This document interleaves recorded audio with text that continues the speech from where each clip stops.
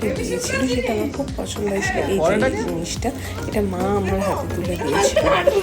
তার মধ্যে ছিল একটা আঙুর, যেটা বলে নাকি পড়তে হয়, আর তার সাথে এই মুখ পলাটা, যেটা আমার খুব পছন্দ হয়েছিল। তো সেই সময় আমি ঢোকাতে পারিনি, কারণ কি হাতে শুকনো ছিল, আর আমি যেহেতু এখন মোটা হয়ে যাচ্ছি সেহেতু আমার হাতে ঢুকছিল না। তো পরে ওটা ঢুকিয়েছিলাম, এটা নয় কি ঢোকাতে খুব কষ্ট হয়েছিল।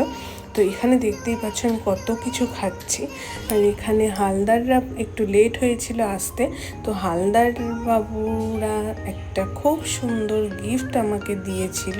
আর মেনুতে কি কি ছিল সেটা তোমাদের সাথে শেয়ার করে দেব।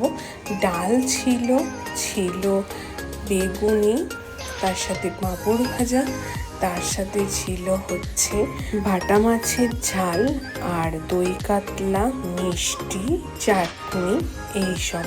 তো এই গিফটটা হালদাররা আমাকে দিয়েছিল। এবার তোমাদের বলে রাখি, আমার বাবার বাড়িতে স্বাদের নিয়ম নেই, সেহেতু 5 রকম ভাজা, পায়েস আমাকে দেওয়া হয়নি। কিন্তু তোমরাই বলো, আনন্দ করতে কে না ভালোবাসে? আমরা সবাই ভালোবাসি, তাই এই প্রোগ্রামটা রাখা হয়েছিল।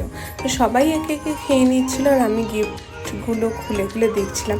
এখানে ডুগুকে ওর টিচার একটা গিফট দিয়েছিল, যে কিন্তু আমার বৌদিও হয়। এবার বলে রাখি, যে কমপ্লিকেশনগুলো হয়, যেটা আমার হচ্ছে শরীরে, সেটা হচ্ছে ব্যাকে খুব পেন হয়, আর আমার পা খুব ফুলে যাচ্ছে, হাত খুব ফুলে যাচ্ছে। তো এছাড়া আমার খুব একটা সমস্যা হচ্ছে না। যারা আমাকে চেনো বা জানো তারা অবশ্যই জানবে আমি কতটা চঞ্চল। তো আমি সেই রকমই আছি, সবার বারণ থাকা সত্ত্বেও আমি সেই লাফালাফি, দৌড়ঝাঁপ সবই করি। কিন্তু হ্যাঁ, আমার কোনো রকম কোনো প্রবলেম হচ্ছে না। হয়তো জানি না, আমার সন্তান আমার মন পড়তে জানে হয়তো।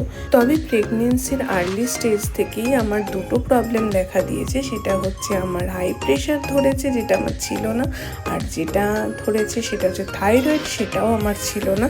তো এই নিয়ে খুব ভালোই আছি, তার জন্য পিলসও চলছে। আর বলে রাখি, মনে জোর রেখে এগিয়ে যাচ্ছি, ভালোই আছি। সবাইকে টাটা।